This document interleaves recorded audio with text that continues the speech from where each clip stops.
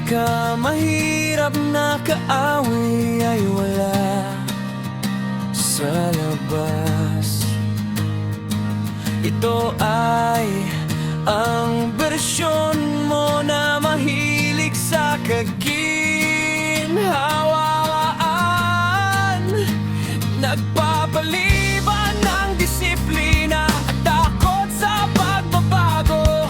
Masakit ang transformasyon, ngunit ang manatiling pareho ay nakamamatay. Wasakin mo ang iyong dating sarili bago ka nito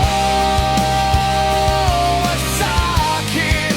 Patayin ang mga dahilan, patayin ang kahinaan, buuin ang mandirigma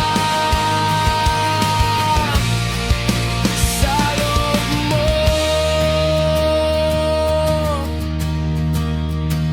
Ang paglago ay nangangailangan ng sakripisyo. Ang disiplina ay nangangailangan ng commitment. At ang pagiging malakas ay nangangahulugang pagbitiw sa kung sino ka noon. Wasakin mo ang iyong dating sarili bago ka nito wasakin. Patayin ang mga dahilan, patayin ang kahinaan, buuin ang mandirigma sa loob mo.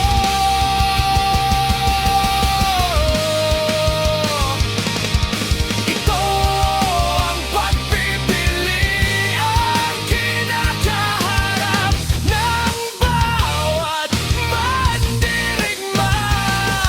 Magbago, lamunin ng iyong mga dating gawin.